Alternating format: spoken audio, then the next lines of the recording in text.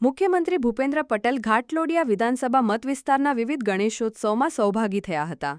મુખ્યમંત્રીએ ઘાટલોડિયા, ગોતા, સોલા, થલતેજ અને મેમનગરમાં વિવિધ ગણેશ પંડાલમાં શ્રી ગણેશના ભક્તિભાવપૂર્વક દર્શન કરીને શુભાશીષ મેળવ્યા હતા. આ દરમિયાન મુખ્યમંત્રીએ શ્રીજીની આરતીનો લાવો પણ લઈને ધન્યતા અનુભવી હતી. મુખ્યમંત્રીએ વંદે માતરમ ચોકમાં રાજા, સોલા ભાગવતના રાજા, મનોકામનાપૂર્ણ ગણેશ, પાટીદાર યુવા સંગઠન ગણેશોત્સવ, શ્રી પંચદેવ યુવા મંડળ ગણેશોત્સવ, ગાર્ડનના રાજા, મેપલ ટ્રી ગણેશ, ગુરુકુળના મહારાજા તથા સમર્પણ યુવક મંડળના ગણેશોત્સવમાં ઉપસ્થિત રહીને ભક્તજનોનો ઉત્સાહ વધાર્યો હતો. મુખ્યમંત્રીએ ભવ્ય ગણેશ પંડાલોની થીમ, સજાવટ અને ગણેશ સ્થાપનાના આયોજનને બિરદાવ્યા હતા. મુખ્યમંત્રીએ ગણેશ મહોત્સવમાં દર્શન કરવા આવેલા નાગરિકોનું અભિવાદન ઝીલ્યું હતું અને ભૂલકાઓ સાથે વડીલ વાત્સલ્ય ભાવથી વાર્તાલાપ કર્યો હતો.